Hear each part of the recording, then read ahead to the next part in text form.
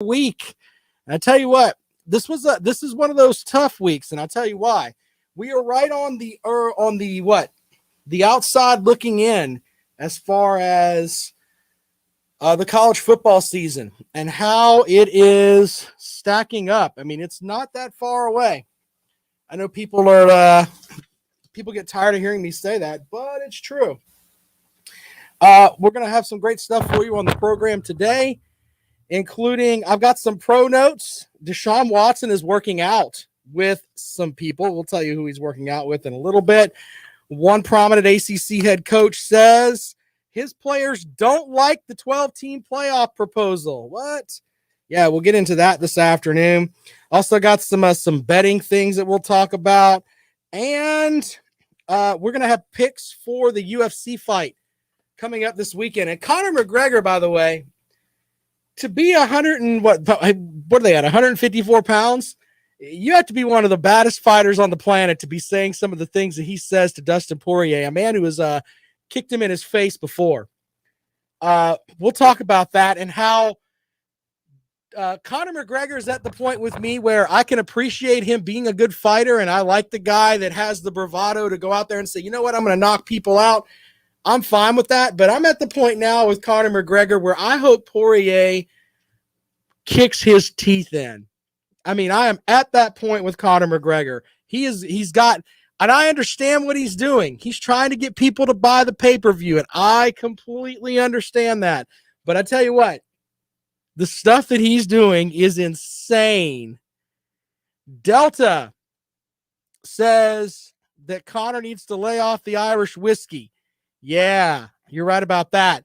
Alan says I need to take his call. Yeah, 803-978-1832. We'll be happy to take your call. So I've got, remember the bookcase of accountability, which is over to my right, which would be to your left if you're watching online this afternoon. I got to add this to it too. Phil Steele's preseason predicted order of finish for the SEC. Appreciate the folks watching online, including Blake, Delta, Allen, and Tree Fitty. I like that. Thanks for checking us out today. All right, so here's his predicted order of finish for the SEC. In the West, he's got Alabama at 1, Texas A&M at 2, LSU at 3, Ole Miss at 4, Auburn at 5, Mississippi State at 6, Arkansas at 7. You know, we can go up and down and look at that and say, you know what, maybe I like some of this, maybe I don't. But in the grand scheme of things, I would probably have Mississippi State higher than Auburn. I'd probably have Mississippi State at 4 and Ole Miss at 5 and then Auburn at 6. And Arkansas is in the land of Mizzou, meaning Mizzou needs to show that Mizzou's the show me state. You got to show me something, Arkansas. You won 3 games last year, and everybody loves them some Coach Sam Pittman, but you got to get with it and start winning some games if you want me to put you in my predicted order of finish higher than 7th in the West. In the East, it's got the Georgia Bulldogs at 1, Florida at 2, Kentucky at 3. I say that because I know people, when you mention Kentucky, even though they got that big left tackle from LSU, people are automatically going to say, what? What? Kentucky at 3? Interesting. Mizzou at 4. South Carolina at 5. Tennessee at 6. And Vanderbilt at 7.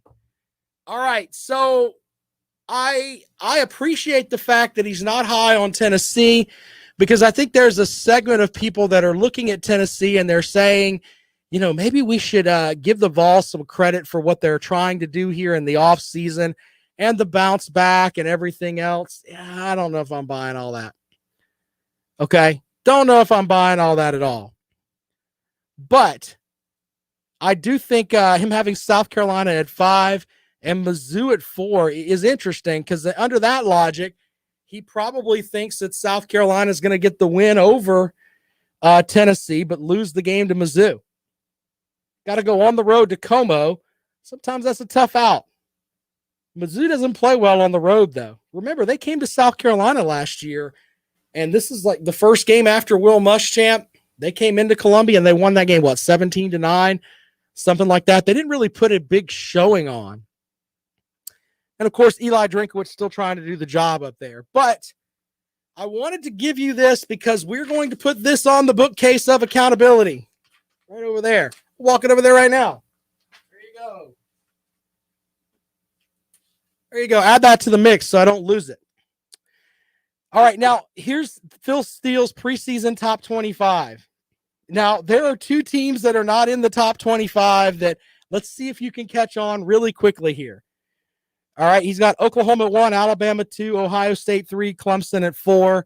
We can make an argument that that's pretty much solid across the board. Georgia fans will have Georgia at 1 and Clemson at 50. We know how that goes. But Georgia's at 5, Texas A&M's at 6, Notre Dame's at 7, Iowa State at 8, Washington at 9, Cincy at 10, Wisconsin at 11, North Carolina at 12, 13 is Southern Cal, Penn State, and then Utah, Miami, LSU, Indiana, Oregon, Texas, Arizona State, Louisiana, Texas, Arizona State, Iowa, Coastal Carolina, TCU. Out to the phones we go, 803-978-1832.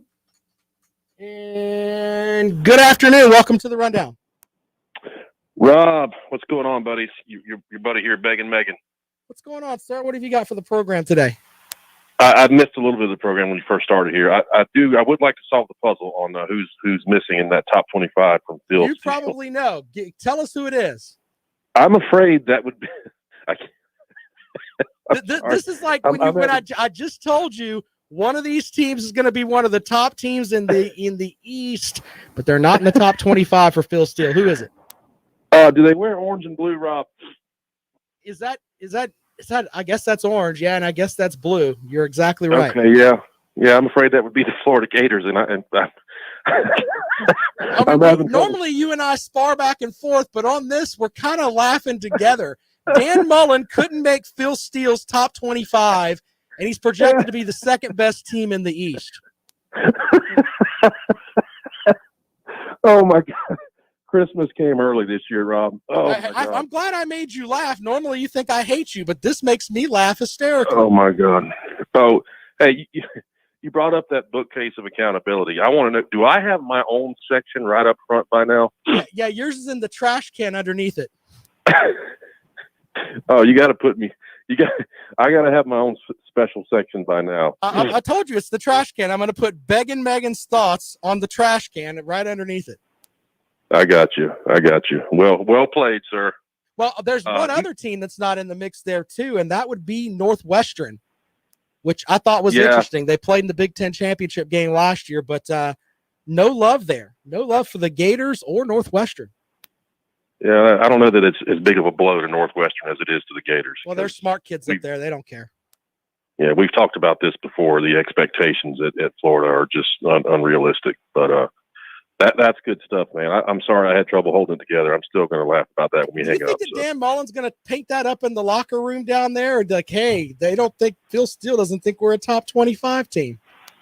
Yeah, it very well may be. I could see him putting on some kind of a weird costume for SEC Media Days to address that issue. That's going to be funny.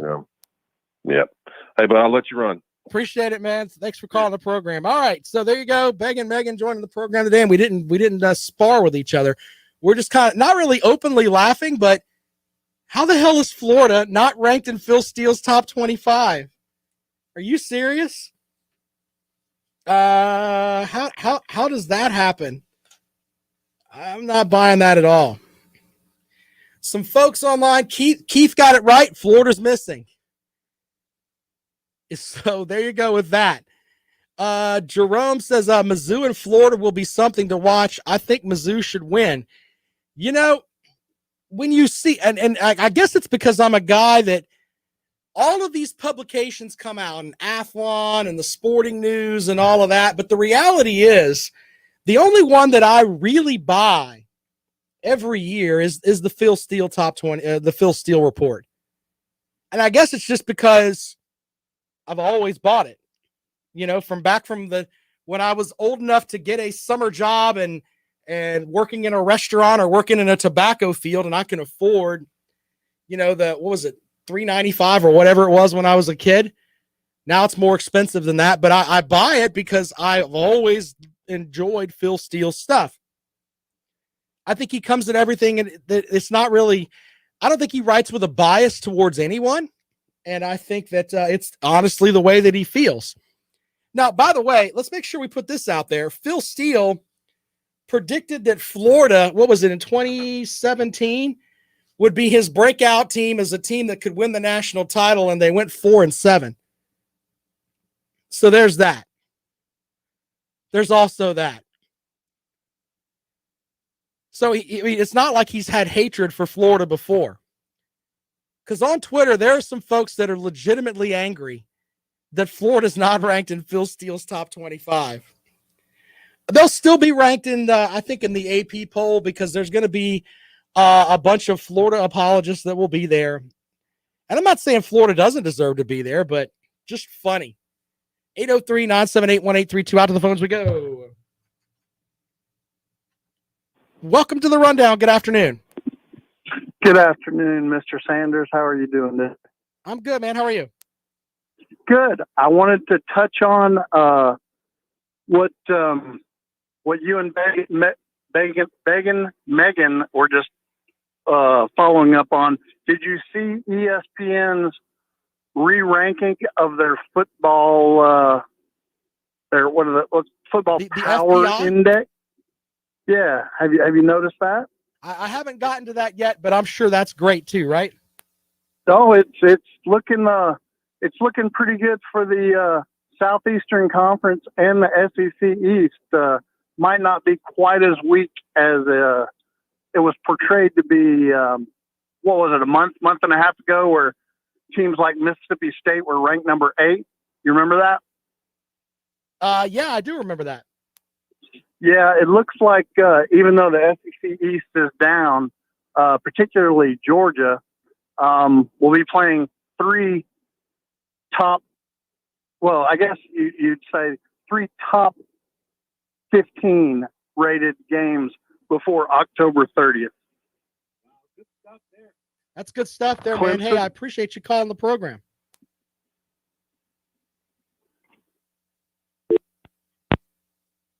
Back out to the phones we go.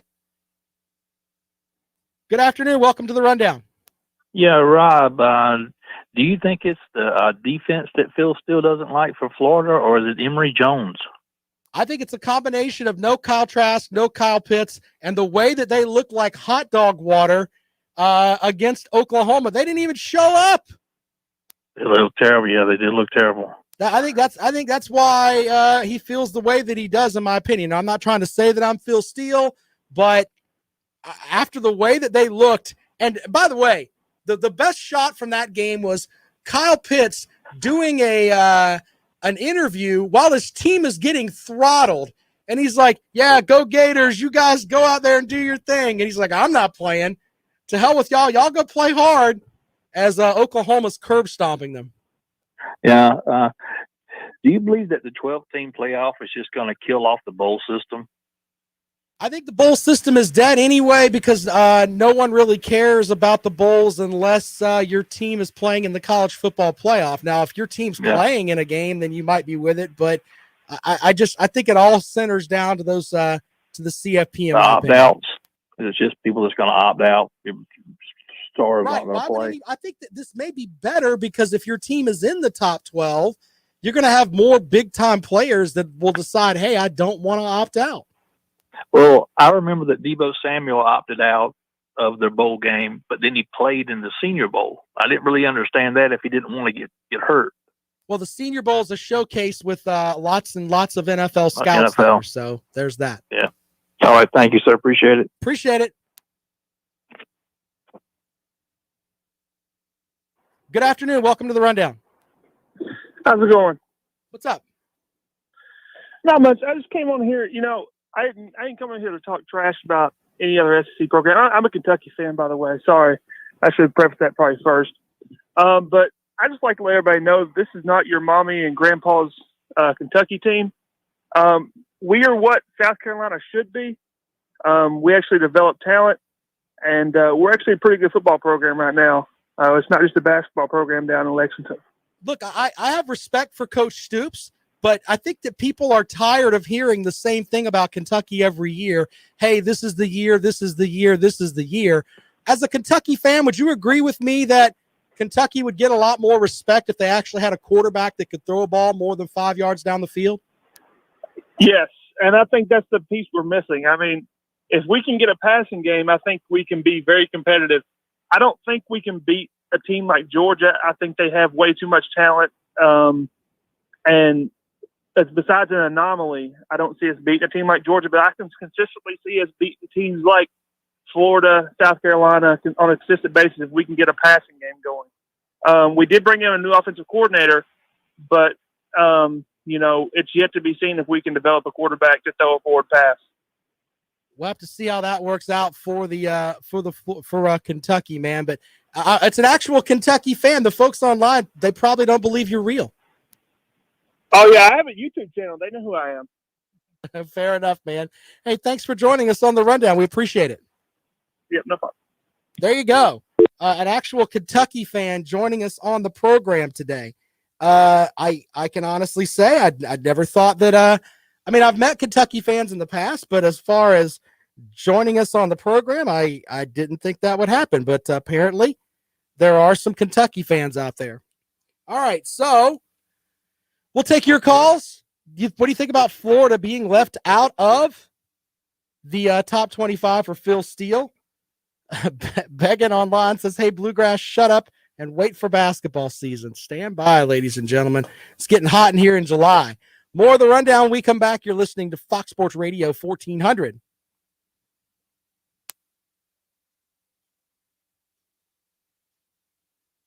That's funny, guys.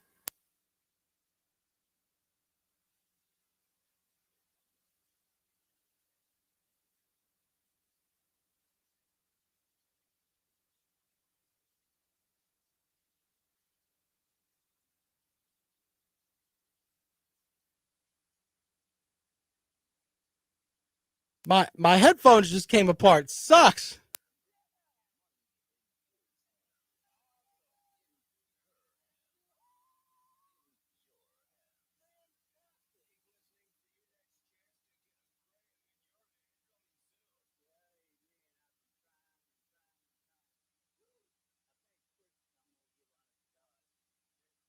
Good thing I got a backup pair.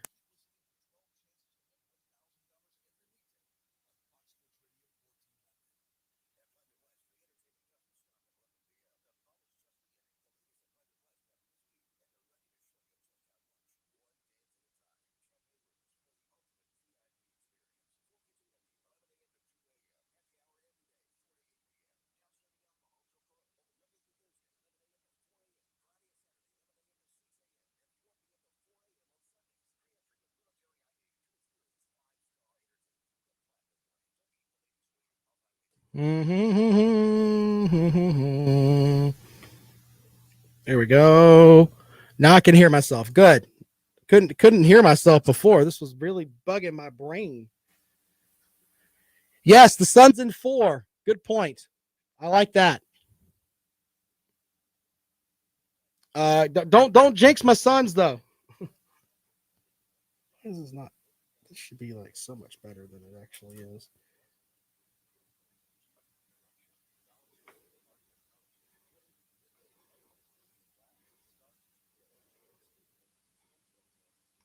There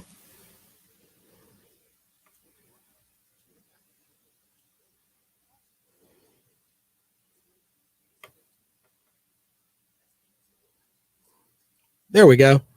Somewhat better. It's driving me crazy in my headset because I can't hear myself at all. Better have a backup at QB or it'll get ugly. I can buy that too. All right, let's head back out to the phones. All right, welcome back into the Rundown. Let's back out to the phones, 803-978-1832. We just had our first Kentucky caller on the program. That's pretty crazy. What you got for the show, sir? Hey, Rob, this is Buckeye John. Hello, Buckeye John. Now we have an Ohio State fan on the program. The whole show is going to up near Kentucky and Ohio now. My show is now a load of crap. Thank you, Buckeye John. Okay, this is a gambling prop. I see the Gamecocks have over 3.5 wins. I think that's a probably guaranteed lock with the 2 running backs we got. Wait, and repeat the that defense again? a year. I think the 2 running backs we got, the defense is a year older. I think over 3.5 wins for the Gamecocks is pretty much a lock. Yep. I want to hear your thoughts. Thanks. Yeah, Buckeye John, thanks for calling the program. Follows the program all over the place. We appreciate him. I think over 3.5 is a. If you gave me that and told me to bet, I would bet. I like South Carolina to win the East Carolina game. I like them there, and then they have 2 other non-conference games that are right there, and I think they beat Vanderbilt, so that's at 4. Yeah, so 3.5 is an absolute lock. I don't know of anybody that's going to give you 3.5. Just my opinion on that. So, yeah, good stuff there. 803-978-1832 if you'd like to call and join us on the program. Randall says, hey, Rob, if the Suns lose the finals, will the Suns still rise the next day? Yes, I know people mocking me about my Phoenix Suns. Yes. The Lakers fans are upset. I know that. They're not happy. They are definitely not happy. Anyway, we'll take your calls this afternoon at 803-978-1832, 803-978-1832. That is the number to call if you'd like to join us here on the Rundown, right here on Fox Sports Radio 1400, of course, around the world on the iHeartRadio app. Bluegrass Online says Kentucky football is better at developing talent than anyone in the SEC besides Alabama. You know, I'm going to highlight that comment there and let the folks over there actually see that. I will buy into Coach Stoops can develop defensive talent at a very high level. I will give him that. But the offense at Kentucky is terrible. It's terrible. So, I mean, and it's until someone can show me something different, that's what I'm going to go with. Kentucky, what's keeping Kentucky from the land of being respectable as far as their record goes, from being a 6-7 win team to an 8-10 win team, is to get a quarterback in there and to have the quarterback actually have some weapons to throw to. Yes, the running game is great. But the reality is that if you want to beat Kentucky, stack the box and make the quarterback throw the ball. Until they get somebody that can do that, Kentucky is going to continue to be 6, 7, 8 win team. Beggin Online says he wants me to put that in the bookcase of accountability. Now I've got to put screenshots in the bookcase of accountability. Kentucky football is better at developing talent than anyone in the SEC besides Alabama. Edwin says Kentucky is flooding the NFL with all the guys they develop. You know, it's funny because I was looking at the 2021 NFL draft as far as players that went in the NFL. And if I remember correctly, Clemson put in 5. I think Kentucky put in more guys. Mizzou put in 5. But that's kind of a flawed stat because Auburn put in like 1 and Texas A&M had 2. So when you really stop and think about it, I don't think that if it's developing talent, as Realistic One says online, yeah, it's putting your guys in the NFL, then that's fine. But I'm talking about, I'm more, we cover college sports here. I have nothing against the NFL. The reality for me, though, is that I think the better coaches are the coaches that can get guys that get them to a point where they play at a very, very high level and they can fill the needs that they have on the college front. So Edwin Online, holding my feet to the fire. That's 1 year. What about over the years? Brother, I got to look it up, man. Got to look it up, man. Just don't burn me too bad, Edwin, over there online. The reality is that, yes, you can, if it were just from the perspective as far as your team goes of putting players in the NFL draft, then every year it would be, why isn't Georgia and Alabama playing for the national championship every single year? I mean, a lot of times the Georgia and Alabama are right there up top. Alabama more than Georgia as far as getting over the hump there. But as far as putting a talent that's developing, I mean, they do it if you're just doing it from the perspective of, hey, they're putting them in the NFL. 803-978-1832. Little trash talk on a Friday from Began says, it's nice to see that one of the 8 people in Kentucky who actually has electricity is putting it to good use. You're giving us all a good laugh, sir. That's great. That's absolutely great. Wow. Top notch there. Blake says, if that's the bar, the Mississippi State has the most NFL players. Look, I understand the putting the players in the NFL is important. I get that. But you can be a great player in college and not play in the NFL. You can do that. I mean, it's a fine line to cross. It really, really is. And it's hard. It really is hard to sit here and say, you know what? I've got this or that or both. So we'll take calls on that as well at 803-978-1832, 803-978-1832. That is the number to call if you'd like to join us here on the rundown. Apparently, our caller from Kentucky has angered everyone in the chat room. It's not even basketball season, and Kentucky fans are pissing everybody off.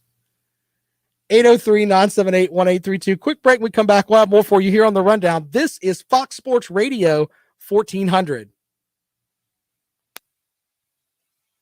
You guys are a trip over there today, man.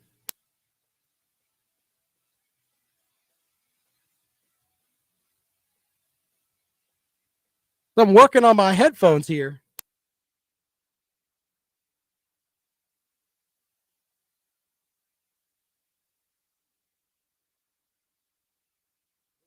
Check 1 2.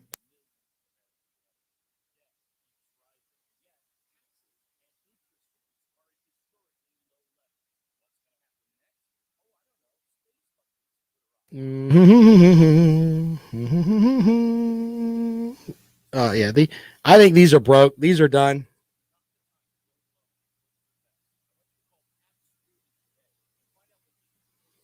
Hold on there, Mr. Bluegrass Media. I didn't say that. I'd like to have you on my show with Brother Jackpot. We can do that. Would you consent to that, sir? Would love to have you on the program. Would you like to get involved? Yeah, I think I broke this. Here's the problem. I broke that.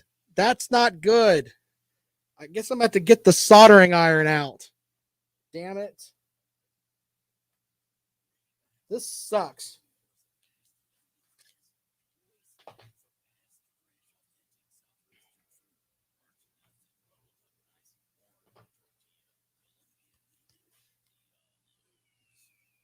Woo-wee.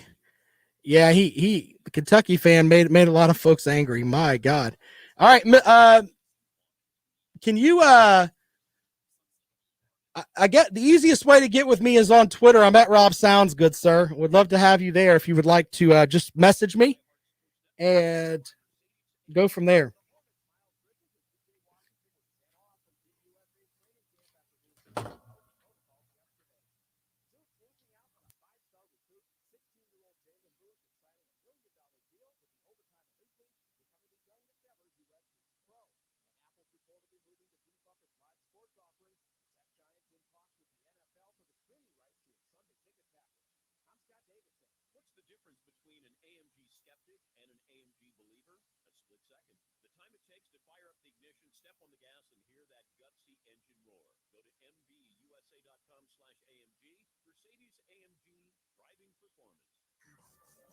Sports Radio 1400, serving Columbia at 1400 and the world on the iHeartRadio app.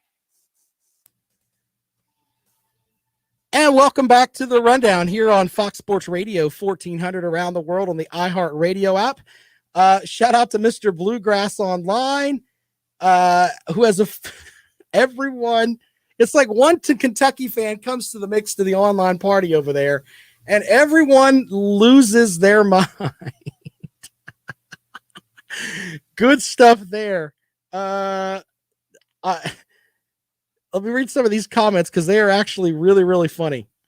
He says, I'm willing to destroy any of you in a debate on the air for you all you know nothings of college football. I'll give him credit. At least he comes with his guns blazing. Blake says Kentucky fans are salty after a gong show year of basketball. Megan's upset that he called them know nothings of basketball. And he says, I know, let's have a spelling contest.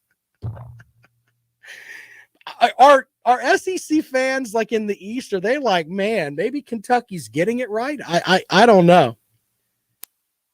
I don't know about all that.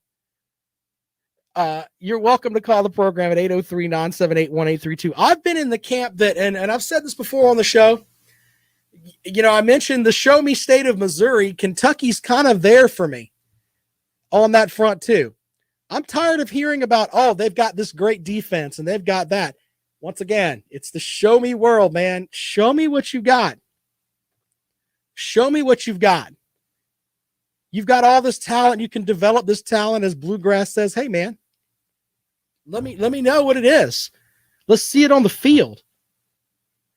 And by the way, I got tons of respect for Coach Stoops because he's made a lot of chicken salad out of the chicken stuff that he's had up there. Because let's be honest, where they're at in Kentucky, he's having to recruit against Ohio State, and he's got Louisville in the same state. Not that Louisville's anything to really write home about, but getting a lot of those players from up there when you're in the heart of Big Ten country, that's tough. That's tough. Yeah, I mean, it's interesting, though, when you really stop and think about it. The amount of people that give a lot of love to Kentucky. And then, you know, it seems like they had the one big season and then they kind of tapered off from there. Chris Rodriguez was picked by several different folks as one of the guys that could be the breakout player at running back in the SEC. I can buy that. And it seems like Kentucky's always got a good running back, 2 good running backs, but nobody to throw the ball and nobody to really catch it. That's kind of an important part of the game. 803-978-1832, 803-978-1832. That is the number to call if you'd like to join us here on the rundown. Who do you think is going to be in the top 25 at the end of the season, the Florida Gators or Northwestern? Because both of them were left out of Phil Steele's preseason top 25. He likes Coastal better than those two. He's got LSU at 17. That could be a little bit low in my opinion. LSU is one of those teams that they have a ton of talent. I don't think anybody's going to argue about the roster that LSU has. Okay? Got a ton of talent.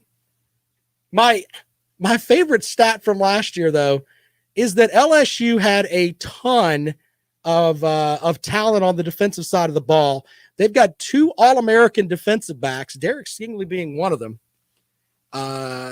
And they've got these guys that are All-Americans over there, but they still managed to have one of the worst pass defenses in the country. That's a different level of silly. That's just the way that it is. So with LSU, I don't think there is a glass top on where their season can go as far as up. But you know what? If the wheels fall off just a little bit, I think they're going to go into UCLA, and I think they're going to pop UCLA right in the mouth at the beginning of the season. I really, really do. But on the other hand, if they go out west and they slip up just a little bit and UCLA manages to get that game, and then we're going to hear everybody talking about, oh, the Pac-12 is in a renaissance, and we're going back to the days of when Stanford was great and Southern Cal was awesome. If we're going to have to hear that narrative because LSU goes out there and stubs their toe, they could go from a team that could go 10-2, 11-1. Don't get upset with me there, folks in the West, to a team that could go 5-7. If Ed Orgeron hasn't gotten a lot of that, and let's just be honest, the trash that was going on kind of behind the scenes there. I mean, it seemed like the team was battling themselves. They did manage to get everything squared away the final 2 games of the season with the win over Florida. Of course, in the mix there too. Began says, I said UCLA and he zoned out. Look, I'm just saying that's one of those games that if they stub their toe, that could really, really hurt that LSU momentum. Trust me on that. Bluegrass says Emily Jones is a trash can walking. Easy. I think he's talking about Emory Jones. Maybe. I don't know. And Blake says Kentucky's passing game looks like a punt a lot of times. And then Jimmy with a good point here. Oregon's had to carry the water for the Pac-10 lately. Yeah, they have. They certainly have. All right. So if you want to talk about the whole thing with Kentucky, we can at 803-978-1832. 803-978-1832. You know, I've been putting together my predicted order of finish in the SEC East, and I will have those, and those will be put on the bookcase of accountability. I'm not just hanging out everybody else to dry. My stuff will be on the bookcase of accountability too, so slow your roll just a little bit. Just a little bit. Look, I'm going to have, the more and more I think about it, I'm going to have Mizzou probably over Kentucky, simply because I like Connor Badezalak. Just saying. I think Connor Badezalak is a good player. I think the special teams are back all for Mizzou, and people seem to forget about that too. So, yeah, give me Mizzou. That's kind of a preview there. Mizzou will finish ahead of Kentucky in the SEC East. Put that on the bookcase of accountability. We'll have that over there. In addition to the week before the season starts, my predictions for the SEC East and the West. But I'm pretty confident in Mizzou finishing ahead of them there. Also, Tennessee will finish behind South Carolina. There's 2 little nuggets for you. Jimmy says it's a shelf of bologna rolling over. You know, it is like, if you look over there, there is a ton of stuff on that shelf of just printouts of stuff that I put up right there. So, yeah, it's on the bookcase of accountability. 803-978-1832. If you want to talk about that, who do you think is going to be ranked at the end of the season? Were you going with Northwestern? Or are you going with LSU? Or excuse me, not LSU, Florida. They were left out of Phil Steele's top 25. We can definitely get into that at 803-978-1832. Next week on the program, we're working on getting some guests involved in the show. I know the week after is ACC kickoff. We're supposed to be in Charlotte, but COVID-19 is wreaking havoc. What that means is that they only can, and a lot of this has to do with the state of North Carolina, they can only have a certain amount of people on Radio Row. And I don't know if we're going to be on Radio Row or not, to be completely honest with you. You know, we're credentialed to be there, but the question is that will we be on Radio Row or not? Of course, I'm working with Lawton Swan from Clemson Sports Talk. We'll have to see how that works out. We're hoping to be up there. We should know by Monday or Tuesday. Either way, we'll have both ACC kickoff and the SEC Media Days covered for you, because we're like, 13 days away from both. And we've got the Olympics too. I know that's kind of out there, but I'm all about the Olympics too. More of the rundown when we come back. This is Fox Sports Radio 1400. Yeah, I've got your trash can over here, Megan. Ready to go.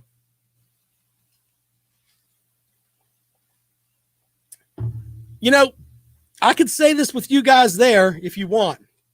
And I don't like talking politics or whatever, and it's not really political, but I am done with COVID. If you haven't gotten your shot yet, then you're just stupid. You don't want your shot. Or you're just thinking, hey, I don't want the shot, and that's fine too. But if you're not getting the shot, then you're okay with the possibility that you may get COVID. So I'm tired of, we have COVID protocols. Look, I've gotten my vaccination. I've gotten my COVID test, or I've had the COVID. Our country should be opened up all over the place. I don't want to hear anything about masks. I don't hear anything about that anymore, especially with an event like the ACC kickoff, because the reality is is that it comes down to this. There are not going to be any children there. So it's not like kids are going to be coming through and all that stuff. It's all adults. If you go, you should have your vaccine by now. If you don't want to get your vaccine, I don't even care. Just understand that you could possibly get the COVID and it sucks. I'm fine with that. But this whole concept of, man, COVID this and COVID that, just give me a damn break. It's ridiculous at this point. I mean, it really is. And I understand what's going on with the ACC. They want us up there. They want everybody up there. But the reality is that they can only have so much space. I mean, I get it.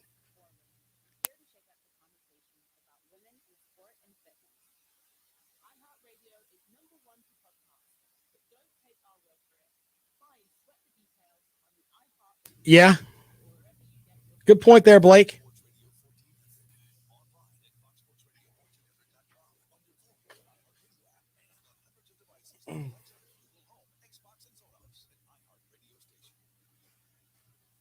Final segment of the rundown this afternoon here on Fox Sports Radio 1400. The bookcase of accountability gets the SEC West and East predictions from Phil Steele, in addition to the top 25 not having the Florida Gators or Northwestern on the top 25. Alan says, I owe Georgia an apology. Look at the corrected FPI. How is it corrected, sir? The FPI changes at the drop of a hat.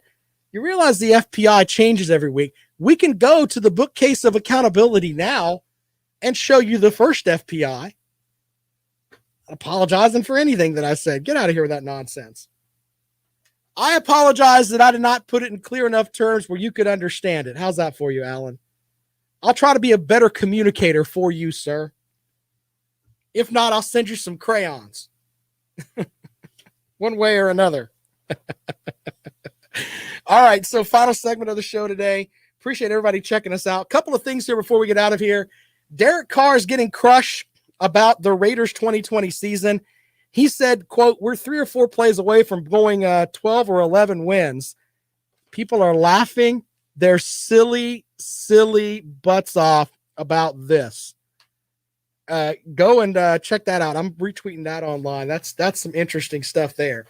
You should know if you win 8 games and you're the starting quarterback and you're making millions and millions of dollars, you don't get to just come. Oh, we were a couple of plays away from winning 11 or 12 games. That's some crap a fan can say. You're paid to make plays, sir. Stop saying stupid stuff online.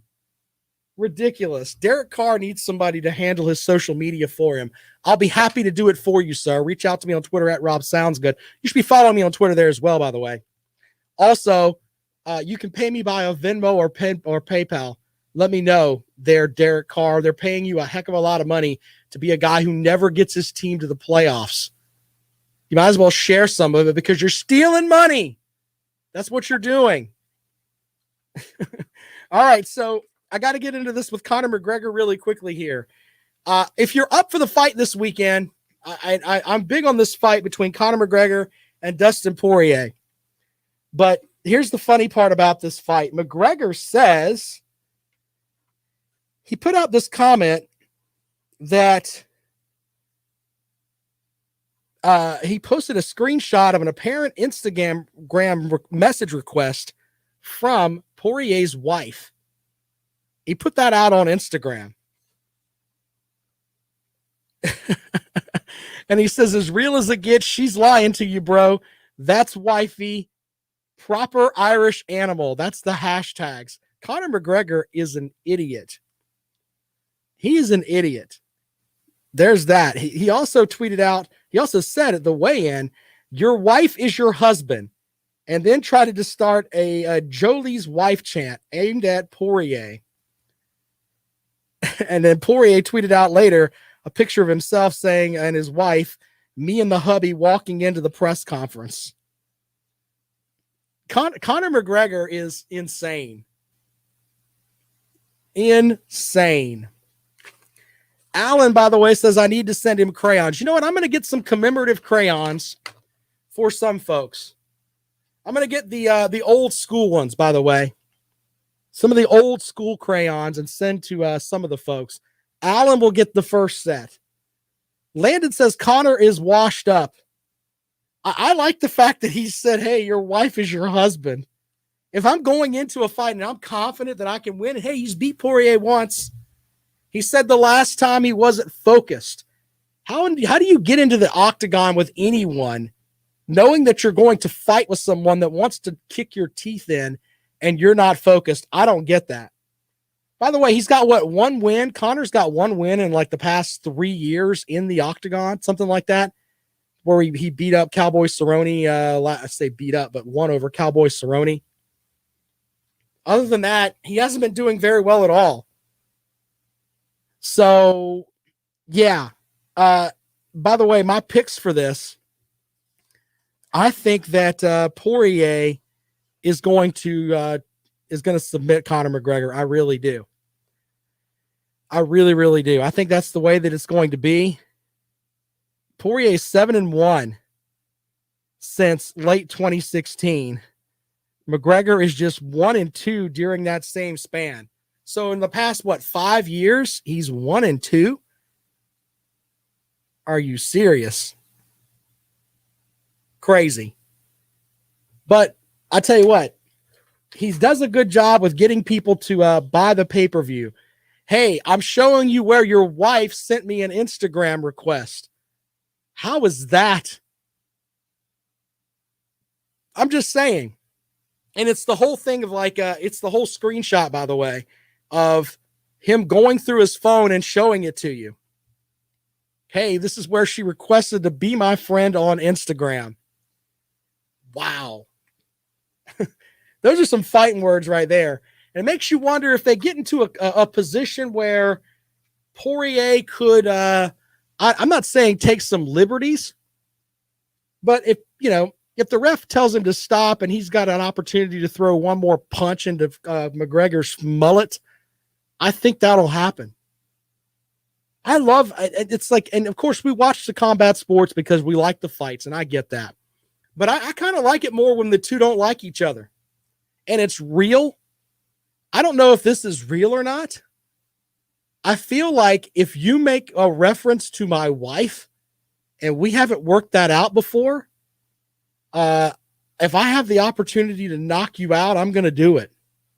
It's not going to be any holding up there. We'll have to see how that works out. But I'm kind of jacked up for the fight this weekend.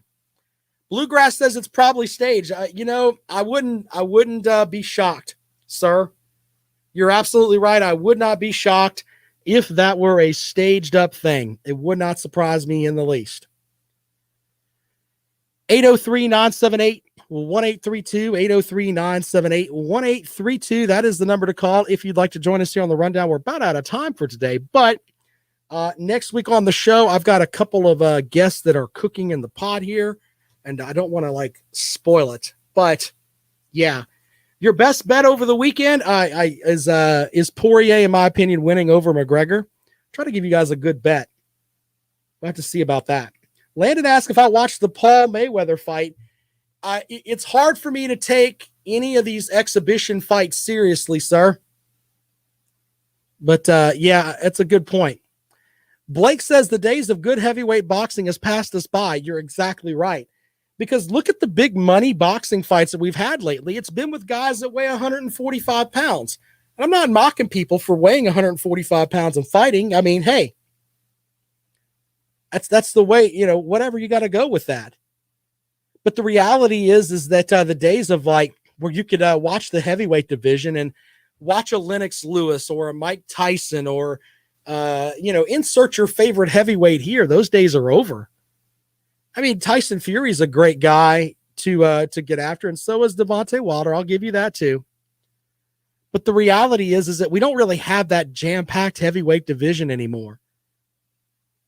I think that it's at a point now with boxing that it's just kind of sad. I think that's why UFC is doing so much better. because you don't have to have the heavyweights, and it seems like people are they'll still get into it. Bluegrass says Fury versus Joshua will be a super fight. Yeah. But you know what? I'd much rather see, if you gave me the option of having Fury versus Joshua, or on the other end, having John Jones versus Nagano from the UFC, I'll take the UFC fight. Dana White needs to get off his ass and make that fight, by the way. Stop with the nonsense. Pay John Jones what he wants, and then go from there. All right, up next is my buddy, Lawton Swan from Clemson Sports Talk. Stop looking at me, Swan. He is the czar of Clemson Sports. Be sure to check out his show. He's at ClemsonSportsTalk.com. Looking forward to the fights this weekend. Big-time football stuff coming up next week.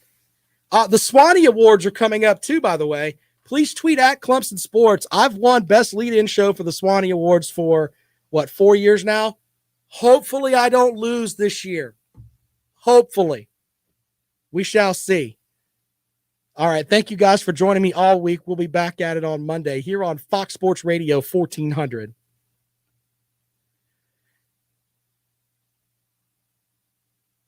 I've got 3 Captain America shirts, sir. You mocking my Captain America shirts? Love Captain America. New Robin Kale show on Sunday. Bluegrass, make sure you follow me on Twitter, man. I'm at Rob Sounds Good because I want to bring you on the show. Talk to you guys later on. Thank you, Began, Alan, all you guys. You guys are awesome. Yeah, email. You want my email? It's rosanders1979@gmail.com. rosanders1979@gmail.com. There's my email address. Please do not send me